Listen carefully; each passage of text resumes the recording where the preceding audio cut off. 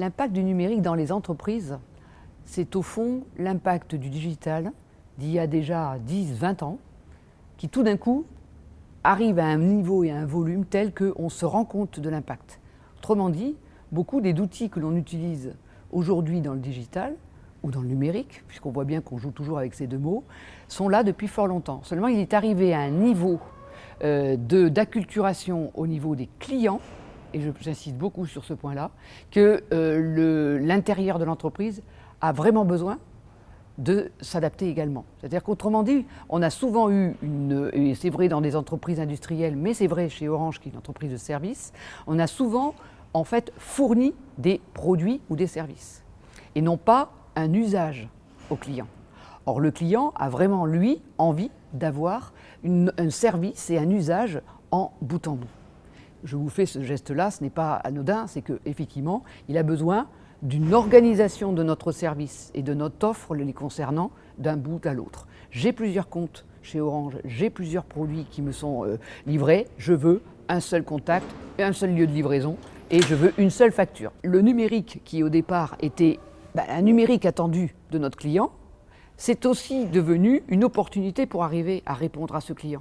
Parce que nous n'aurions pas pu travailler en transverse entre nous, y compris d'ailleurs souvent à distance, dans des pays différents ou en tout cas des sites différents, si nous n'avions pas le numérique. Quel impact pour la formation ? Eh bien, il faut former les personnes à cette nouvelle manière de travailler. Et cette nouvelle manière de travailler, ce n'est pas le métier. Ce sont ce qu'on appelle des compétences transverses, des nouveaux modes de fonctionnement. Donc aujourd'hui, le digital fait évoluer davantage mon offre de formation transverse que mon offre métier. Par contre, à l'intérieur de mon offre métier, j'utilise le digital pour des formes et des contenus plus innovants. C'est-à-dire que la classe virtuelle existait déjà, mais la réalité augmentée, je suis en train de former quelqu'un à monter sur une nacelle à distance, il va être entièrement en virtuel. Quand il va tomber, la chute sera virtuelle. On est sur un monde de dispense mixte, une période digitale à distance et une période présentielle.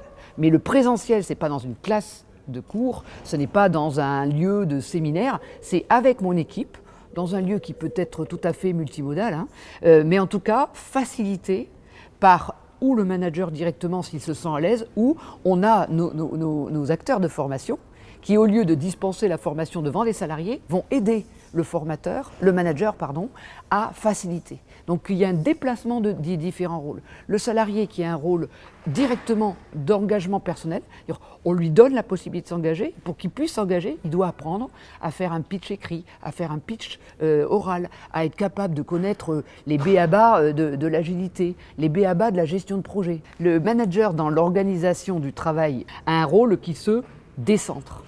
Il est dans un cercle. Il est au milieu de son équipe étant d'ailleurs de temps en temps son équipe naturelle avec qui il travaille au quotidien, mais ça peut être aussi une équipe constituée de personnes qui travaillent avec lui sur un projet. Et d'ailleurs lui-même va peut-être dire à un de ses salariés ou le salarié va lui demander d'aller travailler sur un autre projet parce que pour le développement de la compétence de cette personne, ça aura du sens. En fait, il va bénéficier d'un contenu, d'un message porté par le management général et porté par des pédagogues qui vont le rendre le plus clair possible dans une capsule digitale, et il va le reprendre avec son équipe et ils vont l'expérimenter ensemble. Et ensuite, il va le faire avec son équipe naturelle et puis peut-être avec d'autres personnes. En tout cas, on donne au manager ce rôle décentré et qui est un rôle où il est là pour donner le sens et pour le partager et par exemple choisir l'expérimentation.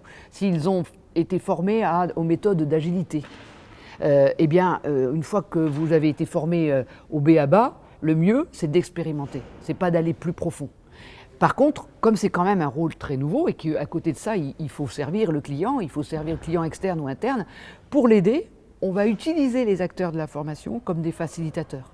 Donc l'acteur de formation, il n'est pas inutile du tout dans ce schéma-là. Il va faire le concept pédagogique de début et ensuite il va revenir auprès du manager et il va l'aider à faciliter et à donner du sens. Donc recentrage du rôle du manager, recentrage ou décentrage, peu importe, du rôle de l'acteur de formation. Et le salarié, lui, il sait qu'on attend aussi de lui quelque chose et qu'on l'aide à également jouer ce rôle-là.